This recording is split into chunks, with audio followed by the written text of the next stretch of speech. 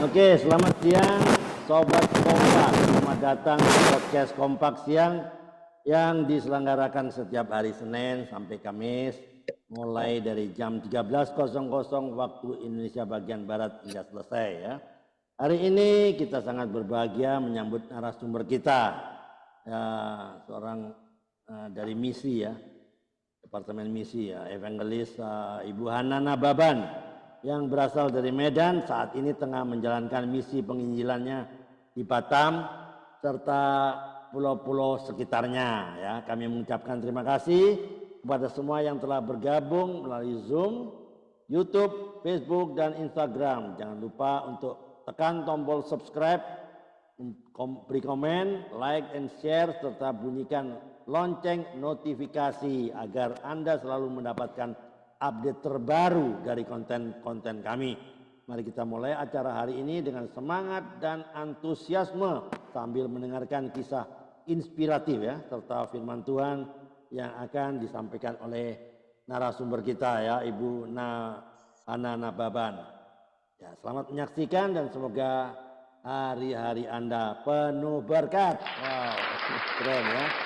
Baik, sebelum kita masuk ke dalam perbincangan hari ini ya, mari kita mengenal lebih dalam tentang Kompak ya. Kompak adalah singkatan dari komunitas sepakat.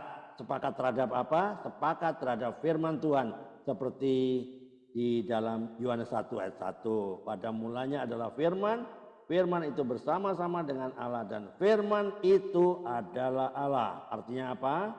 Bahwa Alkitab adalah otoritas tertinggi, the highest authority ya, dalam kehidupan orang percaya. Otoritas tertinggi kita bukan gereja ya. Otoritas tertinggi kita bukan pendeta, bukan pastor dan bukan yang lain. Otoritas tertinggi tetap adalah firman Tuhan. Maka siapapun dia, baik gereja, pendeta maupun kita semua harus tunduk kepada firman Tuhan ya.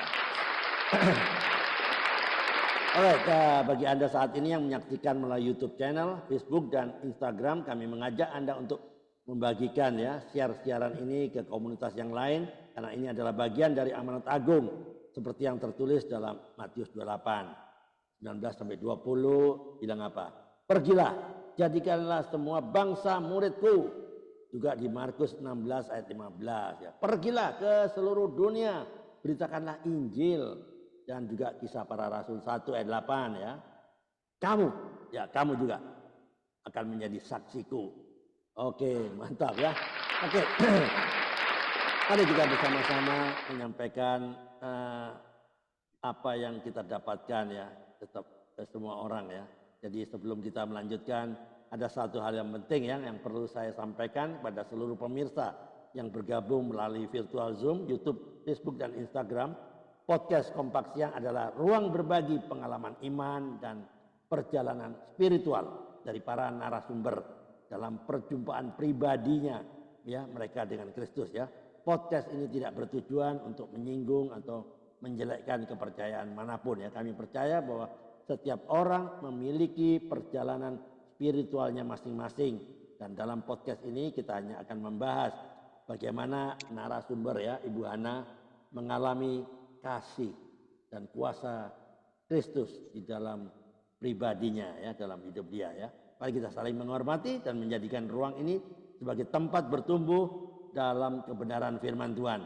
Terima kasih atas perhatiannya dan mari kita lanjutkan perbincangan hari ini ya. Sebelum kita mulai podcast yang hari ini, saya ajak semua berdoa ya, kita tunduk kepala. Bapa Surgawi, kami bersyukur atas kesempatan yang Engkau berikan pada hari ini untuk berkumpul dalam podcast yang ini melalui Zoom. Kami mengangkat narasumber kami, Ibu Hana Nababan dari Batam, yang telah Engkau gunakan untuk menyampaikan kesaksian hidup-Mu. Kami mohon agar Tuhan setiap kata yang diucapkan oleh Ibu Hana dipenuhi dengan kuasa Roh Kudus, sehingga kesaksiannya dapat menginspirasi dan menguatkan iman semua pemirsa yang hadir maupun yang saat ini ada di YouTube channel, baik secara virtual maupun yang sedang menyaksikan tayangan ini ya. Bimbinglah Ibu Hana dalam penyampaian kesaksiannya agar setiap pendengar dapat merasakan kasih dan pengharapan yang Engkau tawarkan. Semoga melalui kesaksian Ibu Hana banyak hati menjadi terbuka dan semakin dekat denganmu. Di dalam nama Yesus Kristus kami berdoa dan mengucap syukur. Amin. Alright, saya hari ini ya saya ulangi lagi ya. Jadi podcast ini ya sebagai salah satu sarana ya untuk berbagi pengalaman. Pengalaman apa? Pengalaman iman ya atau perjalanan spiritual dari para narasumber ya. Ya, oke. Jadi mari kita saling menghormati dan menjadikan ruang ini sebagai tempat bertumbuh dalam kebenaran firman Tuhan. Oke, sebelum ya ada Pak Karel sudah masuk. Selamat siang Pak Karel. Bentar, masukkan dari kohort. Siang Pak Andre. Ya. Selamat siang Ibu Hana Nababan. Pak Bambang, selamat siang. Ya, mantap. Selamat siang Pak, selamat siang Pak Karel. Ya, oke. Ya, mantap ya. Oke, Bu Hana. Coba ceritakan secara singkat ya, keluarga tentang keluarga Ibu Hana, pasti dari Medan kan. Nah, berapa keluarga kandung, apakah orang tua memang dari orang percaya, dan bagaimana kok bisa terdampar nih, di Batam, terus melayani ke pulau-pulau kecil di dekat Batam ya. Coba ceritakan, silakan. Oke.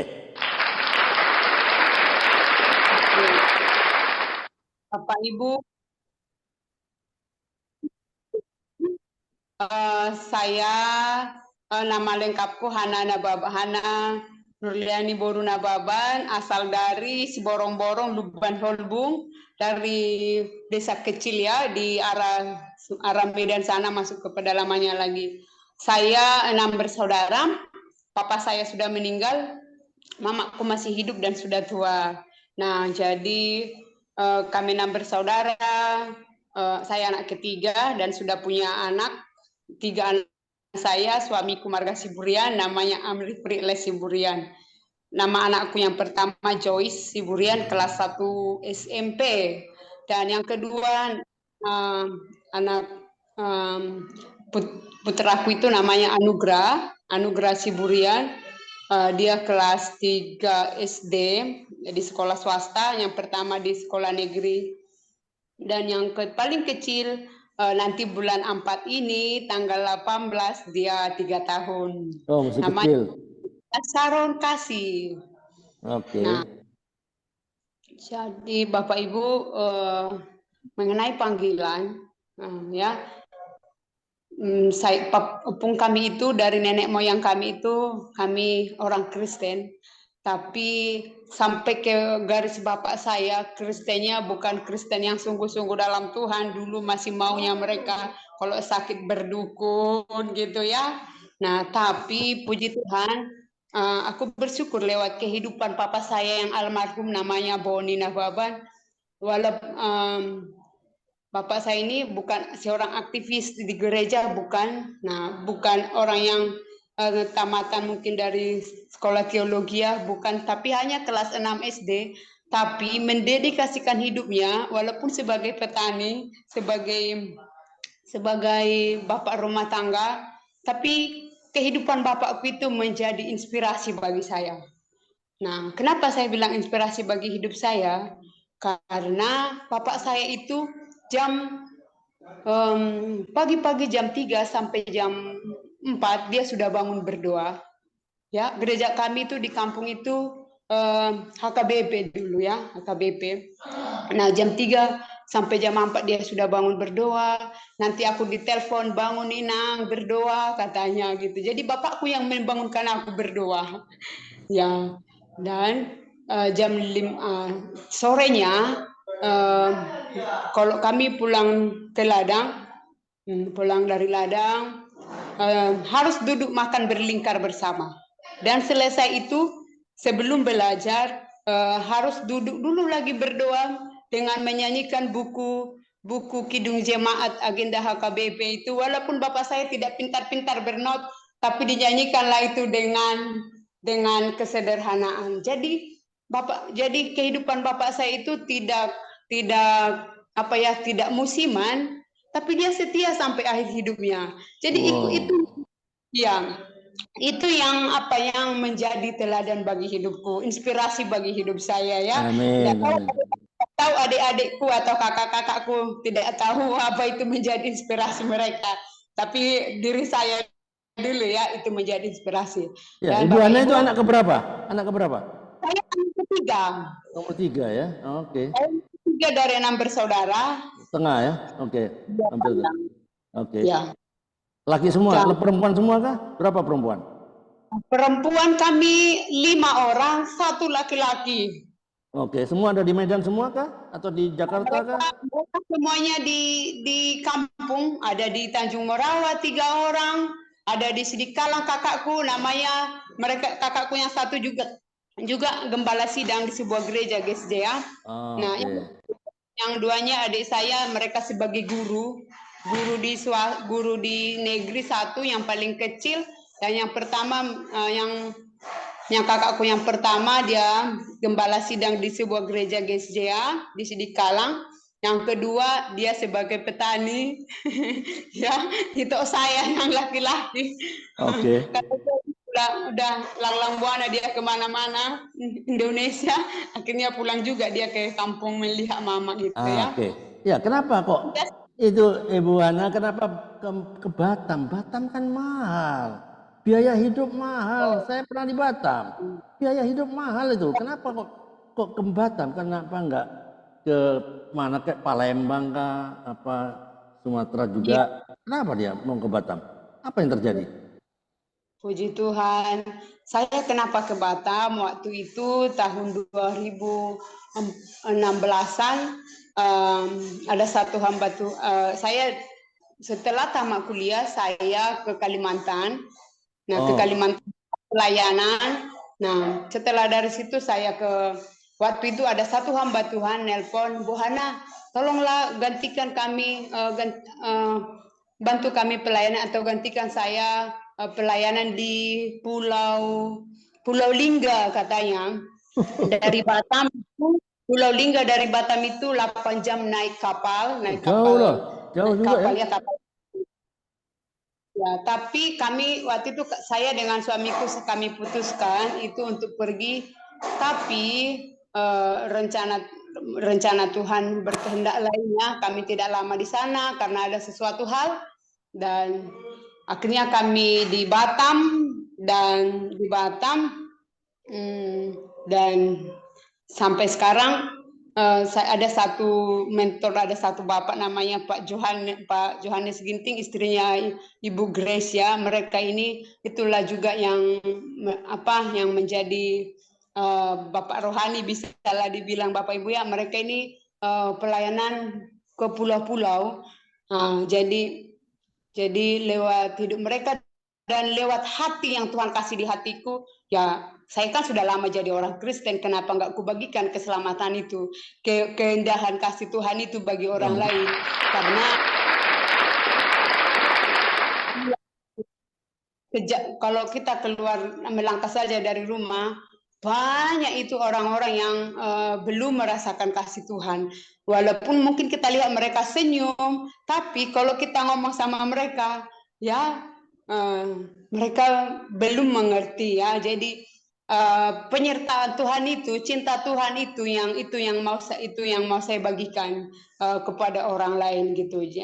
Kepada suku apapun, kapanpun, dimanapun, siapa saja. Wow, keren ya, keren, bagus. Ya, Bu Ana, ini Bapak orang tua kan petani. Ini hebat sekali. Iya, Pak. Ibu Ana boleh kuliah ya? Iya, saya boleh kuliah Karena karena jurusan apa? Ambil jurusan apa?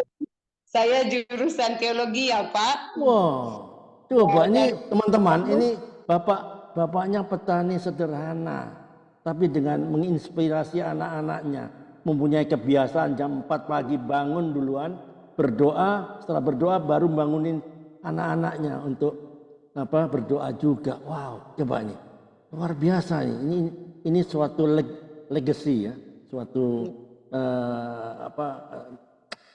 pewarisan berharga ya, yang menginspirasi anak-anaknya sampai sekarang bisa ada kuliah ke teologi ya, sehingga menjadi seorang penginjil ya, departemen misi di pulau-pulau kecil, walaupun susah tapi tetap beserta penyertaan Tuhan itu dahsyat loh. Oke, ini coba ceritakan kepada saya ya. Kan susah kan pergi ke pulau sana perjalanan 8 jam. Apa yang dilakukan dan respon apa yang dilakukan oleh penduduk lokal sana? Coba ceritakan. Oke Pak, Bapak Ibu sejak pengalamannya pelayanan ke pulau-pulau ini sejak tahun 2014 sampai sekarang yang rutin dan itu sampai saat ini yang saya kerjakan tantangan gitu Pak ya, tantangan yang ini ya tentunya ada tantangan Pak. Tantangannya mungkin bagaimana anak-anakku dari suami gitu kan nanti nggak suami masalah juga, jadi bumerang juga ya, nggak jadi berkah juga ya. Nah tapi saya bersyukur karena suamiku baik ya, dia mendukung saya, dia mencari nafkah, saya yang dimajukan, saya yang pergi. Dan kalau ada waktu-waktu dia tidak bekerja, kami bareng sama-sama anak-anakku. Nah, jadi Bapak Ibu, apa namanya ya, yang ke pulau-pulau ini tantangannya memang banyak gitu ya, tantangannya itu banyak lah gitu. Ada dari spiritual, ada dari alam, ada kapal bocor, ada tanggapan masyarakat, orang yang kita layani gitu, kadang ditolak gitu. Nah, tapi yakinlah, yang aku yakini Allah itu menyertai saya gitu. Selalu ada jalan keluar Tuhan kasih gitu. Nah, jadi saya bilang dalam hidup saya itu saya kan tidak pintar berenang, gayaku gaya batu, ya. Nah, gaya batu. Jadi terus saya bilang seperti ini, waktu itu ada kapal sampai mau jatuh gitu, mau tenggelam gitu ya, dan saya bilang, Tuhan, Engkau Allah yang berkuasa, kalau memang Tuhan masih izinkan saya masih hidup, Tuhan selamatkan saya, kehendak Tuhan yang jadi. Dan puji Tuhan Bapak Ibu, sampai sekarang saya masih hidup ya, walaupun ada tantangan kapal gitu ya, kadang di tengah laut rantai mesin kapal putus gitu, harus diperbaiki sampai 45 menit di laut yang lepas yang biru. Nah, secara manusia khawatir, tapi sama siapa aku bersandar? Sama mesin kapal itu. Apalah itu, gitu kan, sama supir yang bawa nahkoda ya atau apa ya, yang bawa yang bawa kapal itu, apalah pengetahuannya terbatas gitu ya, itu ciptaan manusia atau mungkin sama tali kapal itu, nah terbatas. Dan saya yakini, yang saya percaya sampai saat ini dan seterusnya ya, kalau panggil Tuhan Yesus, baik di bawah pohon besar pun kita, ya di bawah akar pohon yang sangat lebat pun, di mall pun, di banyak lampu-lampu yang terang-terang menderang, di kota besar dan di tempat yang sunyi, Allah itu ada. Amin. Ya, Allah itu ada. Tuhan Yesus itu hadir ya. Tuhan Yesus itu hadir, memberi ketenangan, memberi petunjuk, gitu, memberi hikmat. Pokoknya deh Tuhan supply segalanya.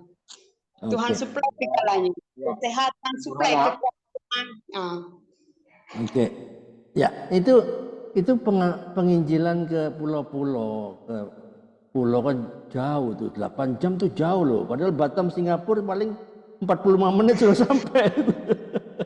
Batam Singapura 45 menit, ini sampai 8 jam. Nah, ini apakah dengan tim atau berapa orang yang menginjil ke pulau-pulau? Biasanya Pak, kalau sejak saya lakukan ini dari tahun 2024 sampai sekarang ya, kadang karena orang sudah tahu bahwa Hana itu pelayanannya dan fokusnya ke pulau-pulau ya, jadi kadang mereka telepon saya, Bu Hana, saya mau join, saya mau ikut, puji Tuhan, gitu kan. Kadang saya sama suamiku, gitu ya. Nah, begitu Pak. Oke, jadi ke pulau-pulau kan tidak mungkin dengan tangan kosong kan, ya kan? Pasti ada sesuatu yang dibawa. Itu perlu dana. Apakah ada sponsor? Bapak Ibu, untuk saat ini puji Tuhan, saya bersyukur ada satu hamba Tuhan ya mengenalkan saya dibagi kontak ya. Sudah 3 tahun Bapak ini mendukung saya dengan dikirimnya sama saya setiap bulan itu. Tapi per 6 bulan baru bisa kami ambil ya, karena melalui ibu ini uang itu baru kami ambil ya.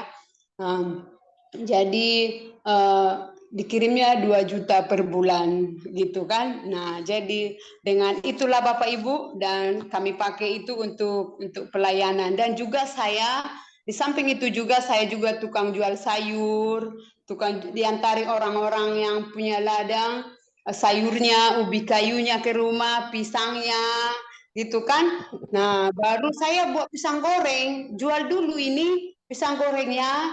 Nah, baru sedikit simpan, ada ongkos baru pergi, baru telepon, Pak saya turun ya.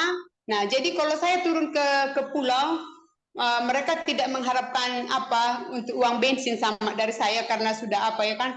Jadi tapi saya tetap kasih lapdip untuk mereka, mungkin 100.000 Oke. begitu Iya. Pak. Nggak ada komen dari teman-teman, dari orang-orang di situ. Ih, ini pendeta jual pisang goreng kah? Nah, Bapak Ibu begitu. Nggak ada komen. Ini pendeta kok jual pisang goreng kah? Nggak tanya gitu. Bapak Ibu, saya bukan pendeta, saya jemaat biasa di gereja. Orang kan nggak tahu dia. Ini kan penginjilan departemen misi. Ini kan pasti pikiran dia, oh ini pendeta ini. Kan dia nggak tahu nggak pendeta atau bukan kan? Tapi nggak ada pertanyaan. Mereka tidak tahu Bapak Ibu sampai sekarang ya, bahkan sekelilingku juga tidak tahu ya. Karena kenapa sekelilingku baru tahu aku contohnya sebagai penginjil, karena mereka kalau diundang untuk khotbah mereka buat sendiri gelas saya. Pada orang lain yang buat gelas saya, padahal saya nggak pernah kasih tahu gitu kan. Nah gitu Bapak Ibu. Iya. Jadi mungkin jadi mereka yang tanya gitu, oh iya saya bilang aja. Oke. Ya teman-teman, Pak Karel mau tanya, silakan Pak Karel, monggo. Ya. Baru lihat saya. Oke, selamat siang Ibu Hana. Iya Pak, selamat siang Pak Karel Temaluru. Ya. Tadi saya dengar Ibu kuliah teologi di Kalimantan ya? Saya sekolah teologi di STT Paulus, punya gereja ortodoks ya. Gereja ortodoks. Mana Bu? Di mana Bu? Di Medan Pak, di Medan, di Simalingkar B itu kampusnya. Pak Manalu, tapi dia sudah Tuhan panggil. Ya, oke. Ya. Yang saya mau tanya Ibu kan sekolah teologi ya, minimal ada gelar sarjana teologi ya. Kenapa kok dipanggil untuk pengajian ke pulau-pulau gitu? Karena banyak di Medan gitu kan. Itu enggak susah gitu ya. Betul. Ada panggilan khusus apa Ibu sehingga mau pergi ke nyabrang pakai pulau ada berapa jam loh? Perjalanan 8 jam loh kapal loh. Jauh. Kan banyak risiko. Betul. Ya, banyak risiko. Ya, mesinnya macet lagi. Tadi mesinnya macet tadi. Ya, yang saya mau tanya, kira-kira ada sesuatu ya, ada sesuatu yang Tuhan buat atau yang Ibu dapatkan dari Tuhan, pesan mungkin atau apa sekalipun, sehingga Ibu memilih untuk terjun dalam ladang misi. Kira-kira apa Bu? Apaan kira-kira? Untuk sampai saat ini saya tidak tahu ya. Tapi yang saya alami itu, kalau tidak saya bertemu sama mereka, saya tidak pas kurasa hidup ini. Kalau nggak saya bagikan cinta kasih Tuhan itu. Tapi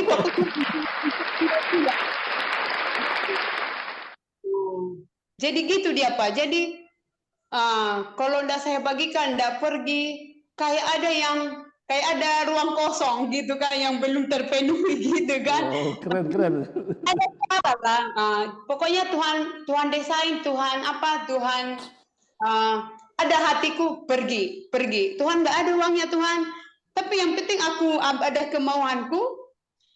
Tuhan kasih nanti ada mungkin antar apa orang lain. Iya, antar ubi, kujualkan ada, nggak ada lagi alasan kalau sudah laku ini nggak ada lagi alasanku untuk tidak pergi karena udah ada uang hasil jualan. Wah, keren.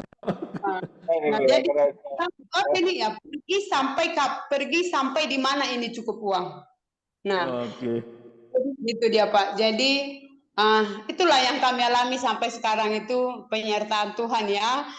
Begitu dia Pak. Kalau sudah ketemu aku sama mereka, saudara-saudara yang di pulau, suku Sampan, suku Laut itu, aduh, indah sekali dunia ini.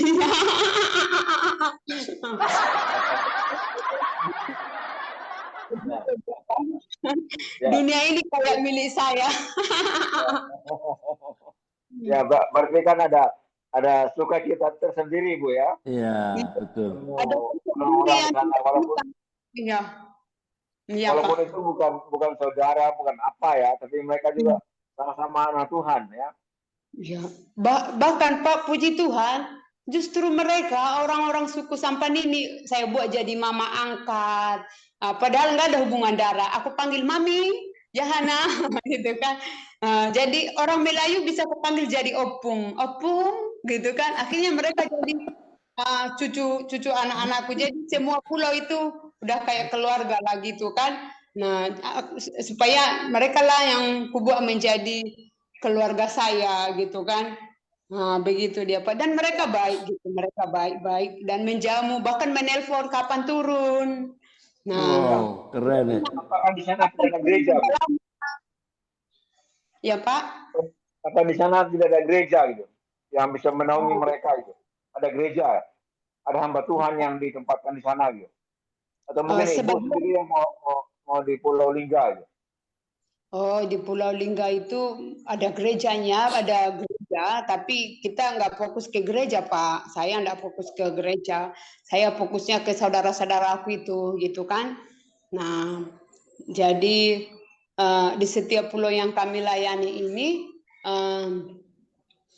ada yang ada gerejanya, tapi ada yang tidak gerejanya. Tapi walaupun ada gerejanya itu, saya hubunganku dengan RT RW setempat. Nah, jadi begitu dia, Pak. Tapi minimal kan Ibu kan tidak tinggal di pulau itu kan, Ibu kan akan kembali ke Batam. Nah, apakah mereka itu jemaat di gereja itu diserahkan setelah Ibu injili mereka diarahkan masuk ke gereja itu? Apakah begitu Ibu? Sehingga rohani mereka itu tetap ditunjang sama gereja.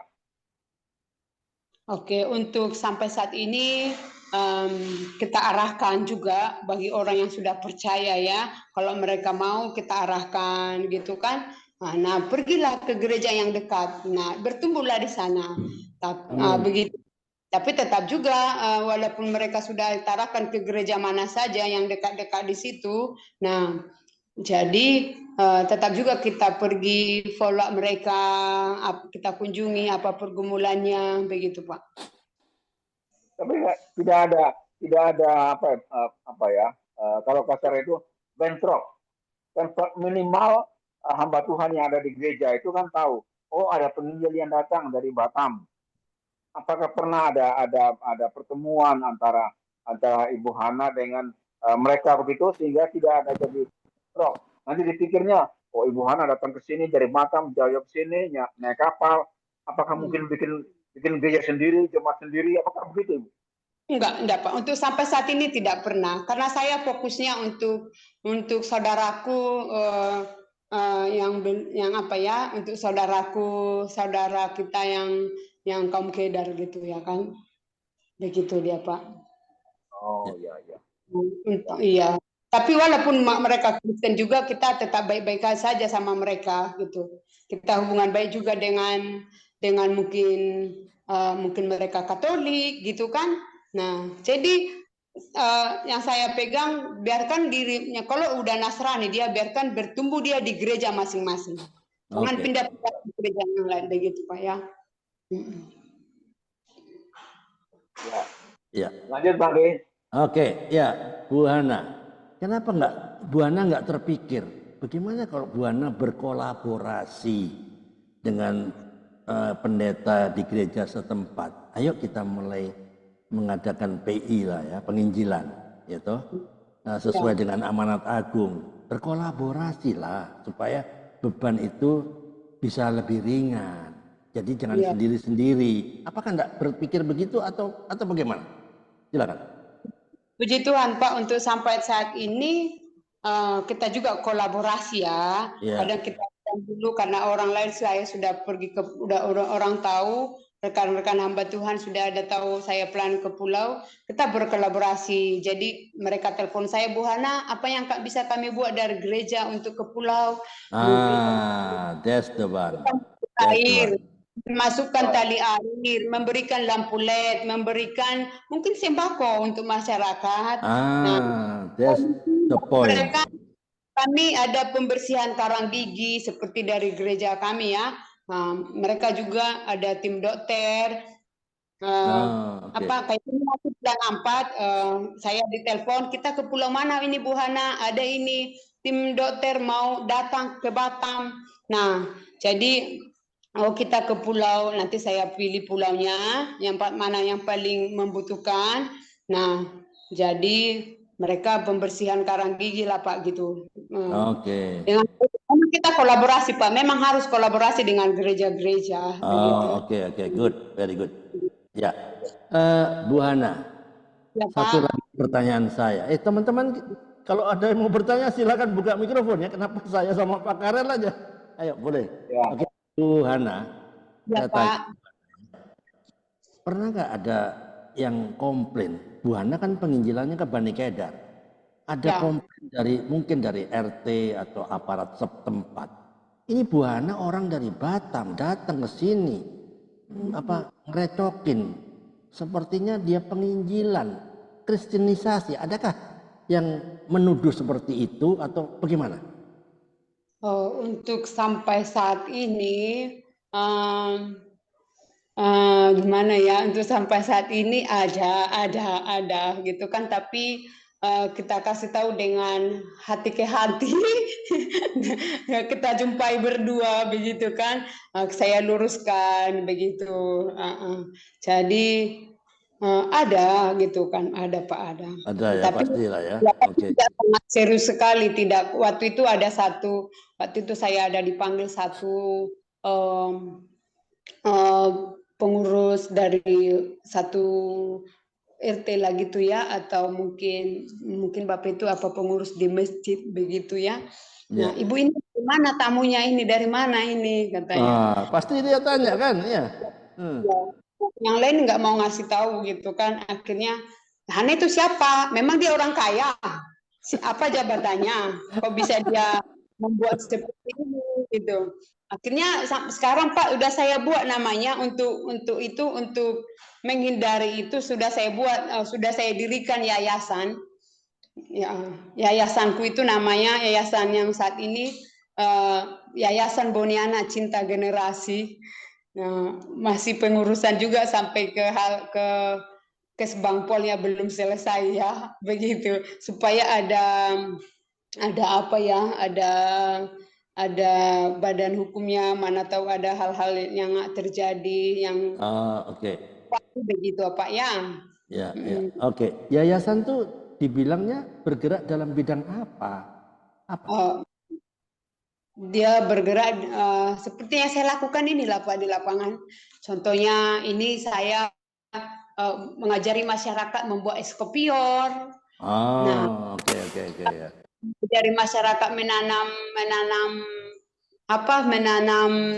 ubi kayu, batang ubi saya bawa dari pulau, kuajari mereka menanam ubi kayu, karena di pulau batang ubi kayu tidak ada, gitu kan. Nah, saya bawa dari Batam, dan mengajari mereka seminar tentang parenting, karena di pulau itu umur 12 tahun sudah ada yang menikah, udah punya anak. Nah, jadi saya ajarin mereka supaya tidak menikah dini. Oke, ya. Jadi yayasan bergerak di situ, mungkin pengajaran, mungkin baca tulis mungkin ya, ada. Iya. Tapi umum ya, sekolah ya mungkin seperti itu. Tapi sekalian masuk dengan PI-nya ya, penginjilannya ya. Oh iya. Okay. Tapi pelan-pelan saya. Pelan-pelan, oke. Ya. Biar lanjutannya. Ya. Ini menarik ya. Teman-teman bisa belajar dari sini ya.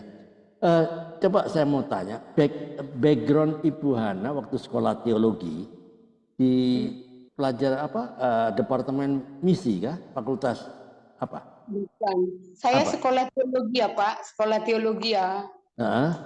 Jurusan apa? Jurusan teologi ya. Umum saja ya? Ya, umum aja. Oke. Belajar penginjilan di mana, Bu? Belajar penginjilan itu waktu itu saya kan kuliah, terus saya tinggal di rumah, namanya ada satu rektor ya, Pak Robert. Nah, di situ saya tinggal dan saya lihatlah hidup mereka, dan juga aku lihat orang-orang yang tinggal menginap di rumahnya itu ada dari beberapa negara gitu kan. Apa tujuan orang ini datang ke negara kami? Rupanya hanya memberitakan Injil. Kenapa orang ini sampai datang ke negaraku? Kenapa bukan saya? Gitu. Itu Pak. Okay. Menghabiskan biaya, naik ongkos, naik pesawat. Orang mana kan? Orang Amerika kah? Orang mana? Siapa? Orang mana yang datang? Yang datang waktu ke rumah Bapak Pendeta itu ya? Iya. Orang-orang Filipina, orang-orang dari Amerika, begitu. Jadi orang-orang itu menginap di rumah Bapak Pendeta ini, dan kadang kalau wanita tidur dengan saya. Kamu itu tidur dengan saya. Jadi aku lihat hidup mereka itu, gitu kan. Jadi aku kadang-kadang menemani mereka, gitu kan. Jadi tujuan mereka ini datang hanya untuk mendoakan kami orang-orang Indonesia ini orang. Nah, kenapa mereka datang? Kenapa bukan aku, gitu kan? Kenapa aku simpati? Aku kan juga bisa, begitu ya. Very good ya. Jadi ini berbicara mengenai motivasi ya. Jadi Ibu Hana melihat orang jauh, bukan orang Indonesia, rela datang belajar juga bahasa Indonesia, terus dia rela untuk memberitakan Injil. Itu yang menginspirasi ya. Kalau orang lain bisa, orang yang bukan Indonesia bisa, kenapa saya tidak? Kan gitu kan? Iya, Pak. Oke. Jadi Ibu Hana juga ikut dalam tim mereka itu ya? Sebenarnya bukan ikut tim dalam mereka, tapi karena sudah menginap di rumah, jadi ya kan? Ngobrol-ngobrol ya? Jadi aku diajak, ayuhan, aku lihat mereka gitu kan, aku lihat hidup mereka. Nah, begitu Pak. Oke, ya. Oke, jadi mereka juga yang orang-orang Amerika, orang Filipina segala macam itu juga pergi ke pulau-pulau kecil kah? Bukan, mereka tidak pergi ke pulau, tapi hanya di waktu itu aku kan kuliah di Batam. Hanya mereka mungkin ada mungkin di gereja gitu kan. Ada mungkin dengan mengajar bahasa Inggris. Jadi aku lihat ada satu ini hamba Tuhan namanya Pak Danielo, udah meninggal. Sampai Bapak itu tujuannya untuk penginjilan ya, waktu itu memberitakan kabar baik dengan mengajar bahasa Inggris gitu kan. Sampai Bapak itu sakit ginjal. Sampai jadi aku bayangkan, hebat kali Bapak ini kasihnya untuk kami, sampai sakit dia di negeri orang. Cobalah Pak kita bayangkan itu. Tujuannya bukan digaji mungkin dia ya, tapi kenapa dia rela gitu kan? Nah, iya, luar biasa ya. Ya, betul-betul orang pengikut Kristus itulah harus bayar harga. Ada harga yang harus dibayar. Walaupun dia sampai menderita sakit ginjal kan. Nah, itu tidak mudah ya. Karena mereka melihat bahwa saya diselamatkan oleh darah Yesus. Yesus yang rela mati buat saya. Ya enggak? Nah, itulah. Oke, teman-teman, kalau ada yang mau bertanya silakan buka mikrofon. Ada Ibu Rita, Ibu Ria Worang, Ibu Melani, Depok. Ya. kalau ada yang mau bertanya silakan buka mikrofonnya. Ya, oke.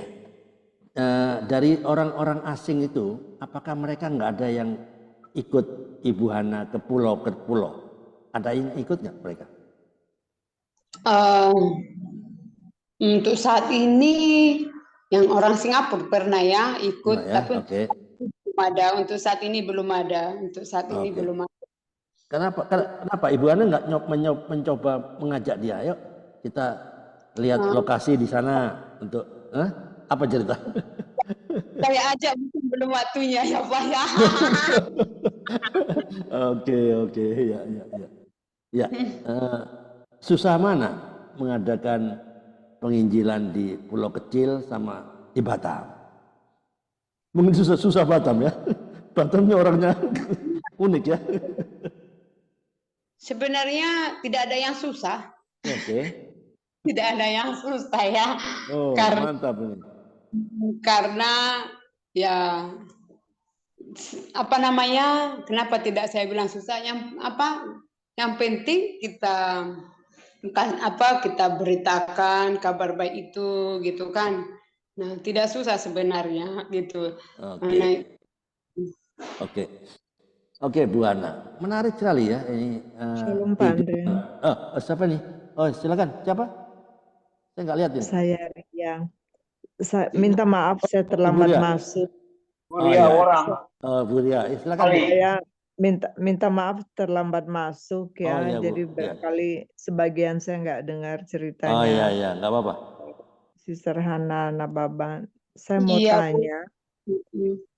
Saya mau bertanya, ibu tinggal di mana dan pergi menginjilnya apakah seluruh pulau-pulau atau hanya tempat tertentu? Itu yang saya mau tanya. Pertama, yang kedua, apakah ada bergabung dengan salah satu gereja yang melindungi misinya Ibu Hana? Maaf, saya senang panggil Sister in Christ ya, Sister Hana. Oke, terima kasih. Iya Bu, puji Tuhan Bapak Ibu, fokus saya itu tinggal di mana, menginjilnya kemana-mana itu. Minta maaf kalau barangkali sudah tadi dibicarakan. Saya terlambat masuk. Sudah selesai, nggak apa-apa. Cerita aja lagi. Ya, Ibu Ria, saya tinggal di Batam. Tapi saya pelayanan ke pulau-pulau kecil. Yang konsisten itu saya lakukan. Kami pergi ke pulau itu yaitu ada 5 pulau yang konsistennya. Yang dekat-dekat hanya 2 jam dari rumah kami. Oke. Ya, mengerti. Oke, sampai sini saya mengerti dan saya mau tanya. Ada gereja yang bernaung di dalam misinya Sister Hana. Apakah ada satu gereja? Untuk saat ini saya tidak dinaungi oleh sebuah gereja, tapi didukung oleh ada hamba Tuhan dari gereja begitu Bu ya, dan begitu. Oke. Terima kasih udah ngerti. Tuhan berkati ya. Makasih banyak. Oke, ya ada yang mau bertanya. Ada Ibu Erni Lisbeth, terlambat semua, nggak tahu ceritanya. Oke, Ibu Rita. Dari California Pak. Bu Rita, siapa? Salam Pak, nyimak. Menyimak ya, terlambat masuk tapi tahu ceritanya nggak? Nanti dengar rekamannya ya. Oke, Mama Ita mau bertanya kak? Ya. Waktunya berjalan terus. Gak ada yang dari bertanya. Samaritan Pak. Pak Saud, California. Pak Saud ada yang mau ditanyakan Pak? Halo Pak Saud. Anybody monitor home? Dulu Pak, monitor ya. Lagi sibuk ya? Lagi sibuk mungkin ya, lagi ada kerjaan. Ya. Kenapa? Bersyukur juga. Sekarang juga lagi saya ada hamba Tuhan yaitu Pastor Dr. Walter. Nah, kami juga ke pulau-pulau, Bapak itu memberikan waktunya ya lagi sedang di pulau juga bersama Hana gitu. Nanti sampai tanggal 26 ya, kami pergi ke pulau-pulau kecil dan pulau. Ya, Ibu Hana, kenapa nggak coba libatkan gereja yang dimana Ibu Hana bernaung ya di Batam itu, maksudnya dimotivasi mereka untuk melakukan amanat agung, ya enggak? Karena amanat agung itu perintah, ya toh? Amanat itu perintah, bukan saran, bukan undangan, bukan himbauan. Harus laksanakan Matius 28, 19, 20. Kenapa enggak dilibatkan mereka supaya lebih terencana dan terstruktur ya? Bapak Ibu, mereka juga pelan-pelan dan kita juga libatkan mereka dan mereka juga mendukung kami ya.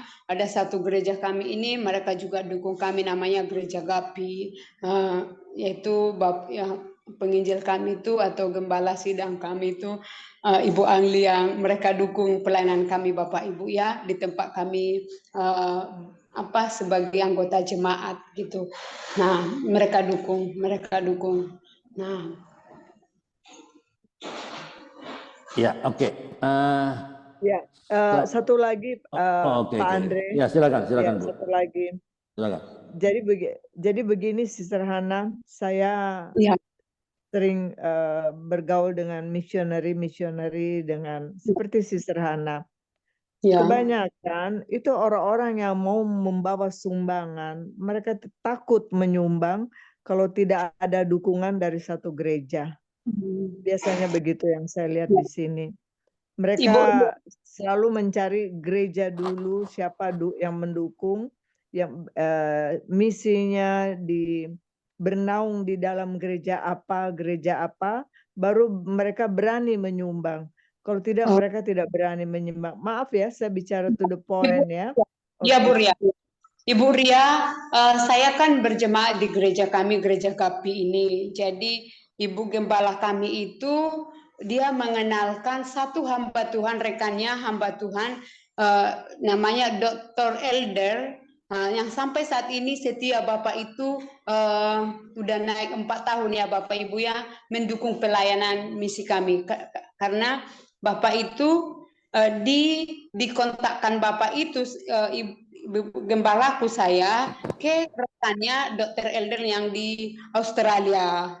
Nah, jadi Bapak yang Dr. Elder ini memberikan berkat per 6 bulan untuk kami begitu. Kayak inilah Pak, Bu Ria, Bapak itu kirim saya 12 juta uang kan untuk per Januari sampai bulan 6. Nah, tapi uang ini nggak bisa kuambil sendiri melalui Ibu Gembalaku ini. Nah, jadi saya bilang terima kasih Pak buat dukungan doanya.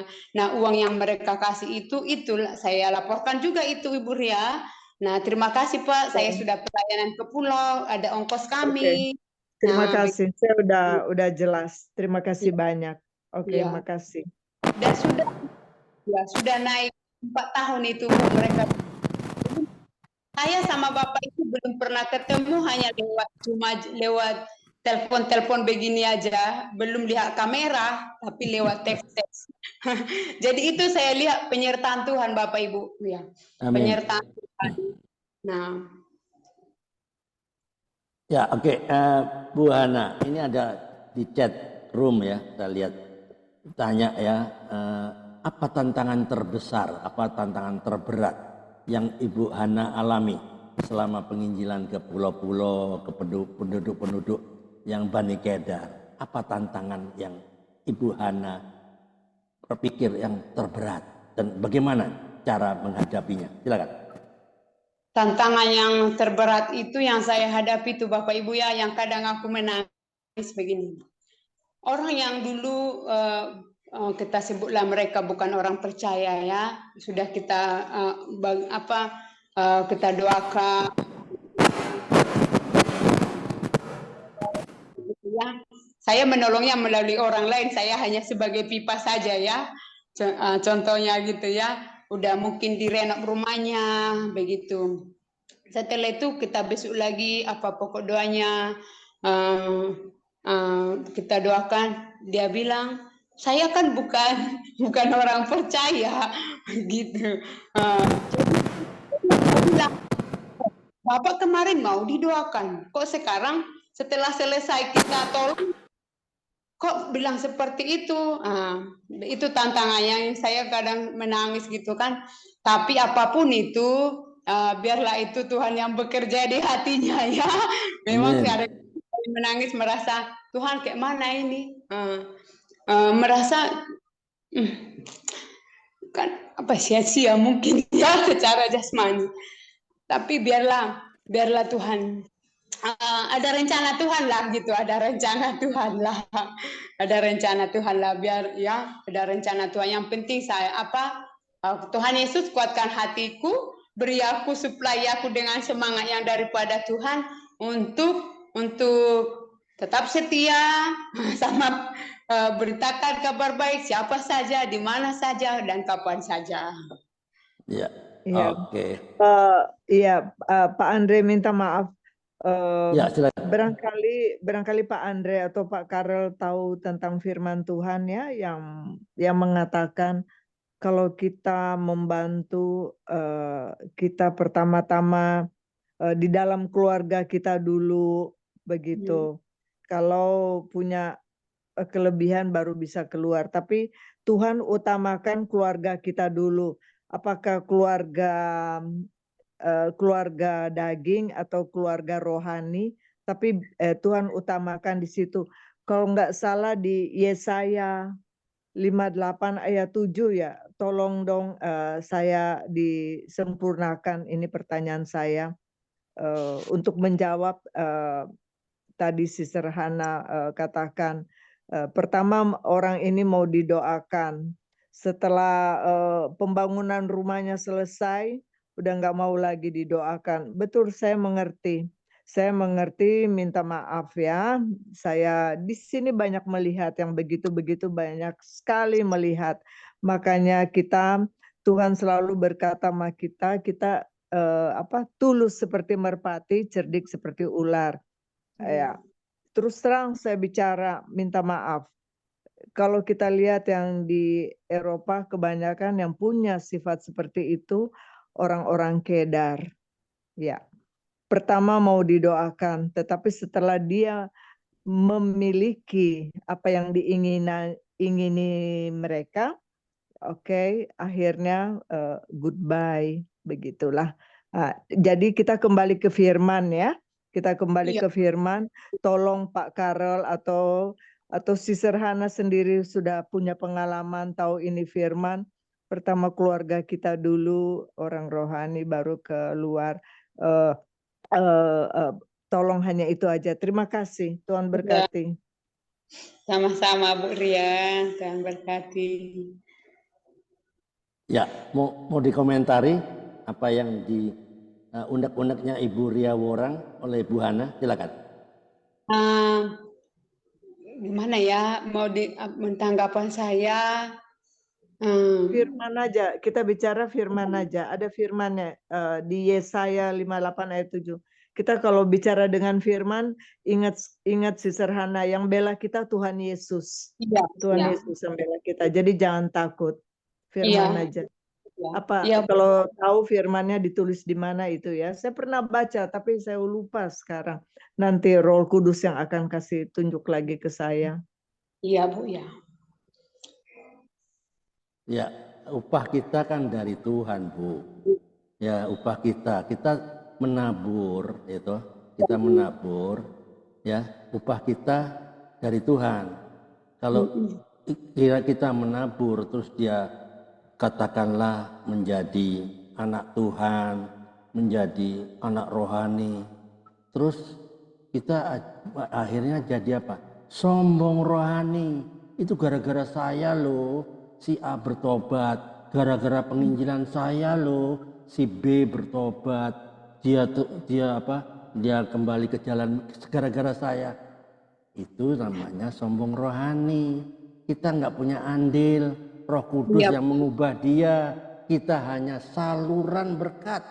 kita hanya salurannya, kita ambil bagian, kita corongnya, ya pensilnya itu, alatnya, ya pensilnya itu, ya kita jadi pensil, yang gerakkan siapa? Ya Roh Kudus. Tidak bisa kan, oh saya sudah memerutkan sekian banyak. Kita nggak bisa, nggak ada andil. Kita hanya punya ambil bagian menuntaskan amanat agung.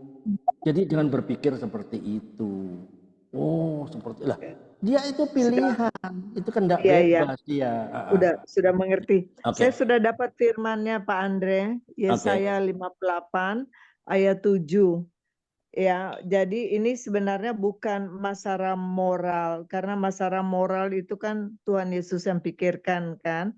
Kita menginjil udah bukan karena kita kalau dia bertobat. Itu saya setuju 100%. Bukan karena kita, tapi karena Roh Kudus sampai orang itu bertobat. Oke. Ini masalah duit, materi, ya. Masalah duit, materi yang kebanyakan orang Kristen belum mengerti. Kalau mereka punya uang itu prioritas kemana dulu. Nah itu kan kita bertanya sama Roh Kudus ya, kemana ya, bukan ke manusia kita bertanya, tapi ke Roh Kudus. Katakan Pak Andre punya bank sentral Allah. Pak Andre pegang itu uang hati-hati karena dari Tuhan. Selalu bertanya, kemana saya harus sumbang? Ke A, ke B, karena banyak yang memerlukan. Pasti tanyanya sama Roh Kudus kan? Nah, kebetulan saya dapat firman-Nya. Yesaya 58 ayat 7. Supaya engkau memecah-mecah rotimu bagi orang yang lapar dan membawa ke rumahmu orang miskin yang tak punya rumah.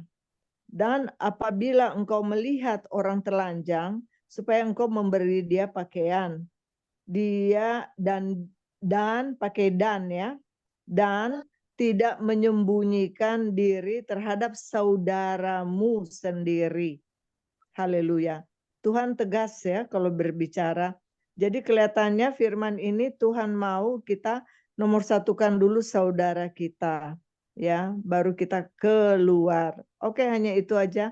Minta pendapat juga dari Pak Andre bagaimana tentang firman ini. Apakah saya yang salah ngerti atau juga sederhana, saya minta pendapat. Oke, makasih. Oke, ada teman-teman yang mau menanggapi? Oke, saya sudah selesai. Oke. Ya. Ya, Bu Hana silakan. Ada yang mau ditanggapin apa? Sudah pas Bu, sudah pas. Yang itu tadi pertanyaan Pak Saud ya, yang dari California. Oke. Bu Hana sudah berapa? Oke. Sudah berapa? Mungkin udah banyak ya, udah banyak. Pak Saud sudah banyak ya. Nah, dari saudara kita, sepupu kita menjadi orang yang percaya sudah banyak gitu. Dan mereka tetap kita follow up sampai sekarang. Ya, Pak Karel, ada Ibu Aranja Balikpapan masuk lagi. Ya, ada yang mau ditanyakan, Bu Aranja? Kalau firman Tuhan Yesaya 58 ayat 7, Pak Andre pendapatnya apa? Itu kalau bagi saya nggak ada hubungannya itu, Bu. Sorry itu sih, nggak ada hubungannya. Nggak apa-apa. Saya minta maaf karena saya di sini banyak teman-teman misionari ya. Saya bergaul dengan mereka, jadi saya melihat sendiri keadaannya. Ini masalahnya memang masalah pengalaman. Oke, makasih. Ya, gini ya, prinsip ini ada dasarnya ya di dalam Alkitab ini. Jadi bukan berarti orang harus menunggu sampai keluarganya sendiri sempurna sebelum kita melakukan penginjilan. Maksud saya keluarga rohani. Iya, keluarga rohani keluarga ya, termasuk keluarga rohani, keluarga apapun ya. Karena 1 Timotius 3 ayat 4 sampai 5. Maksud saya Pak Andre, maksud saya bukan hubungan moral ya. hubungan duit, keuangan, maksud saya keuangan. Kalau Pak Andre punya uang seperti Tuhan pakai untuk jadi pengurus bank, Pak Andre akan kemana lebih dulu menyumbangnya? Itu pertanyaan saya. Hanya itu, bukan ke lain-lain. Kalau ke moral kan Tuhan yang bekerja, atau kita menanam, teman yang menyiram, kita menanam teman yang menyiram, yang bekerja kan Roh Kudus. Ini masalah konkret, uang. Maksud saya begitu, materi, Pak Andre. Bagaimana cara Pak Andre mengelola, itu aja yang saya mau tanya. Ya, oke. Pak Karel, ada yang mau sampaikan? Silakan. Terima kasih Bu Ria yang sudah menyampaikan kita tentang Yesaya 58 ayat 7. Saya melihat sini ada satu kesatuan. Memecahkan roti bagi orang lapar, pergi ke rumah orang miskin, melihat orang telanjang, dan dikatakan apa? Dan tidak menyembunyikan diri terhadap saudaramu sendiri. Jadi bagi saya, ya, bagi saya, supaya kita juga melihat saudara kita sendiri. Kalau sini dikatakan orang lapar, ya, itu hubungan secara jasmani, ya. Orang lapar, orang tidak punya rumah, orang telanjang. Yes, jasmani, yes. Ibu Ria. Sebentar, saya tunggu dulu Pak Karel sedang bicara. Sebentar. Ya. Jadi sebenarnya di sini kalau Ibu katakan yang itu ya, kita fokus ini, ya. Itu berbicara tentang hal-hal yang kebutuhan jasmani. Ya.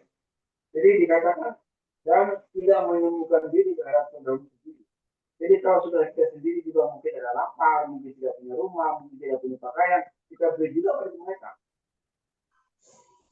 Pengertian saya begitu. Dan tidak menyembunyikan diri terhadap saudaramu sendiri. Bukan dahulukan saudara, ya. Tapi kalau saudara kita juga itu punya kekurangan, ya, kita bantu tolong. Supaya kita tidak menyembunyikan diri. Oke. Iya. Sudah mengerti. Ya, terima kasih banyak. Ini dia jawabannya yang saya tunggu. Karena saya juga belajar kan ya, saya belajar. Jadi rupanya Tuhan inginkan kita membantu orang, tapi ingat juga kepada keluarga-keluarga rohani kita. Jadi saya mengerti di sini dengan penjelasan Pak Karel bahwa kita sambil menyelam minum air gitu ya. Jadi kita bekerja dengan orang lain, tapi kita bantu juga saudara-saudara kita. Itu maksudnya ya Pak Karel? Ya, betul. Ya, Oke, setuju. terima kasih. Oke, udah jelas. Silakan Pak Sister Hana. Ya, silakan, ada yang mau disampaikan, Ibu Hana. Sudah pas Bu, yang saya sampaikan mengenai ayat ini tadi. Oke. Oke, mantap. Ya. Ya, saya kira waktunya tidak banyak ya. Bu Hana, bisakah berikan pesan moral apa kepada teman-teman yang di Zoom ini ya? Ada berapa orang nih? Ada 8 orang ya. Dan juga yang di YouTube channel, Facebook. Apa pesan moralnya terhadap apa yang Ibu Hana alami kepada teman-teman supaya kita semua on fire, Bu, seperti Ibu Hana. Silakan, Bu. Pesan moralnya sebagai orang percaya, karakter good, ya. Karakter itu harus alami, jangan dibuat-buat. Harus memancarkan karakter yang baik sebagai orang percaya, menjaga kepercayaan kepada orang lain, kepada siapapun gitu ya Pak ya, gitu. Terus setia, yakin, percaya, Tuhan pasti supply yang terbaik, Tuhan pasti tolong. Amin. Rajin, tidak boleh malas. Boleh malas. Oke, pertanyaan terakhir dari saya, Bu. Pernahkah Ibu Hana mengalami titik terendah, Bu? Titik terendah itu maksudnya gini, Bu. Tuhan ada, tapi rupanya Tuhan nggak peduli. Tuhan ada, tapi nggak peduli. Jadi saya tuh kayaknya sepertinya Tuhan nggak dengar. Saya udah berdoa, saya udah mohon ini, mohon A, B, C, D. Tuhan kok nggak dengar ya? Pernah nggak mengalami saat-saat begitu? Ya mungkin waktu dulu di Batam kah, di Medan kah, pernah nggak mengalami hal itu? Silakan. Pernah, Pak. Saya pernah mengalami titik terendah ya. Nah, contohnya suamiku itu kami sama-sama sekolah teologi ya gitu kan. Oh, Nah, oke. sama-sama tapi mungkin dalam ekonomi ya kan, padahal kita pelayanan gitu kan. Kenapa ini Tuhan sampai suamiku itu suamiku kerjanya pemulung di Pemko kebersihan mengangkat sampah. Ngangkat sampah di kota Batam gitu kan. Nah, tapi dulu kenapa ini ya Tuhan, untuk masak aja beras tidak ada. Waktu itu kan pokoknya sering lah.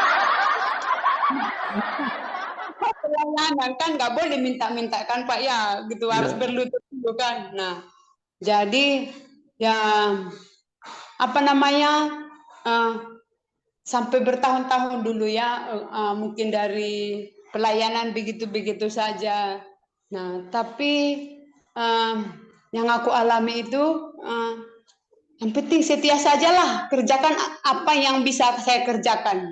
Nggak usah yang kerjakan, mau satu kayak kerjakan, mau dua kayak segitu yang mampu keuangan kerjakan, 50.000 yang mampu uang kerjakan. Ya, dengan kemampuan uang 50.000 contohnya.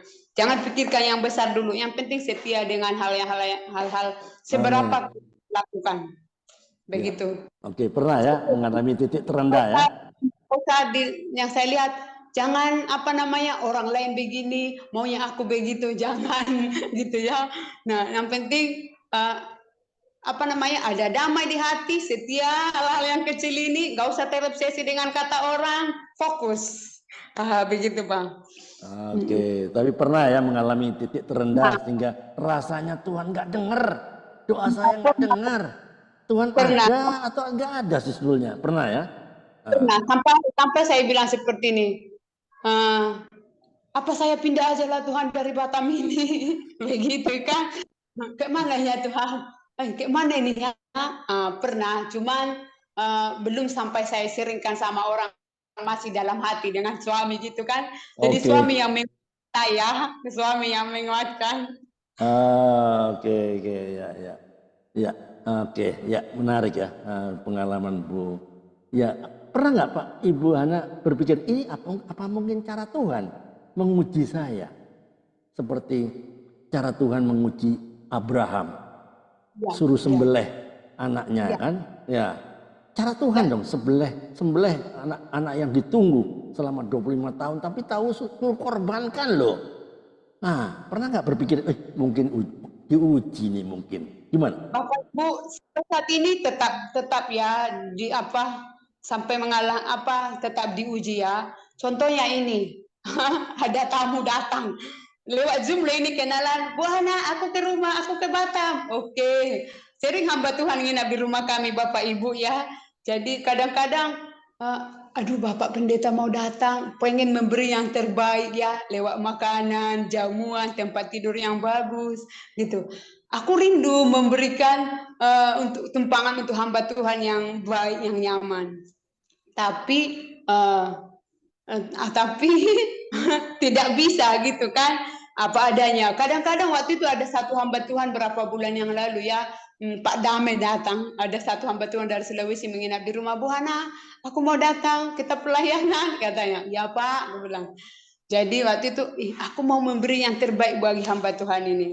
Nah, jadi kadang-kadang mau memasak itu, tidak saya kasih tahu sama tamu, tidak saya kasih tahu. Nah, padahal nanti untuk besok paginya nggak ada lagi mau dimasak gitu kan. Saya berdoa, tapi ada aja cara Tuhan Pak. Kayak baru-baru ini, baru-baru betul. Uang maaf ya, uang hanya 3.000 kan. Kayak mana ini Tuhan? Tapi nggak pernah saya kasih tahu sama hamba Tuhan yang datang, nggak pernah. Saya mau apa yang bisa kami buat, kami akan buat yang terbaik tanpa berbicara pada orang lain itu gitu. Buat tamu, tanpa menunjukkan wajah yang maju yang kekurangan begitu ya. Yang penting happy enjoy. Bahkan berusaha memberi yang terbaik tanpa membebani orang gitu. Dan puji Tuhan, kemarin ini kesaksiannya mau jemput ini hamba Tuhan. Pak, uang kita hanya 3.000 lagi loh. Dan pagi-paginya ada telepon. Bu Hana, Ma Joyce katanya, iya. Suamimu masuk pagi kerja atau sore? Masuk siang. Suruh dulu ke warung untuk mengurut, katanya. Oke, aku bangun pasang, Pak, pergi ngurut. Oh ya, dia langsung cepat. Pergilah dia ngurut. Akhirnya disalamkan uang. Lepas dulu beban hari ini. Begitu. Jadi kesusahan sehari cukup sehari, terus berlutut. Betul. Terus berlutut. Nah, kalau mungkin Tuhan kasih, udah Tuhan siapkan, mungkin aku nggak berdoa ya. Mungkin aku.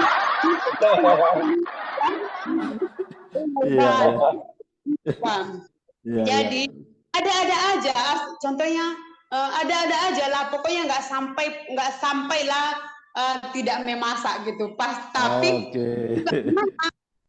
tapi mungkin nggak sampai kering sekali beras, entah ada 10 butir atau satu liter gitu kan. Tapi di dalam hal-hal seperti itu, krisis itu, kekurangan itu, di situ saya melihat tanpa membuka mulut untuk minjam, tanpa buka mulut untuk kasih tahu sama tamu, sama orang kekurangan gitu kan. Ketika berdoa kan bukan harus berlutut ya Pak ya, dalam hati sama Tuhan sambil mengerjakan sesuatu pekerjaan sambil nyapu rumah kan.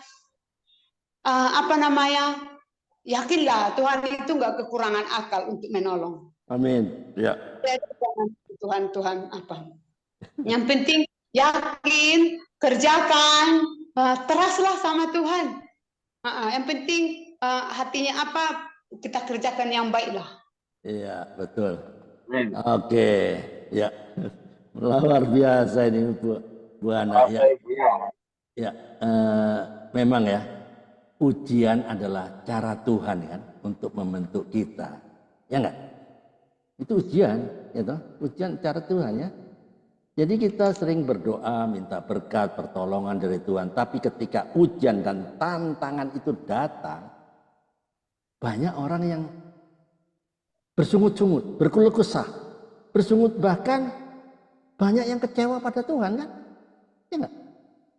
Padahal ujian itu adalah salah satu cara Tuhan untuk membentuk kita, memproses kita semua dan mempersiapkan jawaban atas doa-doa kita, ya enggak? Saya sering pada saat mau bayar Zoom, waduh, ini paling, tapi saat-saat terakhir selalu ada aja ya. Jadi ingat, ujian hanyalah salah satu dari cara Tuhan. Berarti Tuhan tidak pernah kekurangan cara kan untuk mempersiapkan jawaban doa dari Ibu Hana. Itu yang dialami kan Bu Hana, kalau saya tangkap ya. Ya Pak. Itu yang saya tangkap ya. Saya dari kesaksian ini, kalau tidak ada penderitaan, tidak ada sukacita, tidak ada kemuliaan, tidak ada sukacita tanpa penderitaan. Yes, ya, oke. Itu yang saya tangkap dari sekian lama kita Bu Hana bersaksi ya. Oke, dengar baik-baik, perhatikan saya ke depan ya. God has many ways to prepare answer to your prayer. Itu Tuhan punya banyak cara untuk mempersiapkan jawaban atas doa-doa Anda. Coba perhatikan, hujan dan mendung kan selalu mendahului pelangi kan? Demikian juga proses Tuhan seringkali mendahului berkat-berkatnya. Itulah selalu, jangan takut dan khawatir ya. Tuhan punya banyak cara. Dan itu sudah saya buktikan sendiri. Dan memang enak nggak diproses Tuhan? Nggak enak, tapi endingnya itu yang luar biasa. Oke, terima kasih Bu Hana, tetap semangat. Tiada hari tanpa menginjil, tiada hari tanpa bersaksi, tiada hari tanpa memenangkan jiwa. Kompak Siang for Christ, Indonesia for Christ. Tuhan Yesus memberkati. Silakan Pak Karel, mungkin ada pesan moralnya. Silakan. Saya kira cukup, Andre. Cukup ya, silakan masuk ke sesi lanjutnya. Kami ya kita dukung doa terus ya untuk Ibu Hana bisa on fire ya. Amin. Amin. Saya punya cucu sepupu itu baru tugas di Batam. Suruh naik kapal aja dia mabuk. Gak mau lagi naik kapal.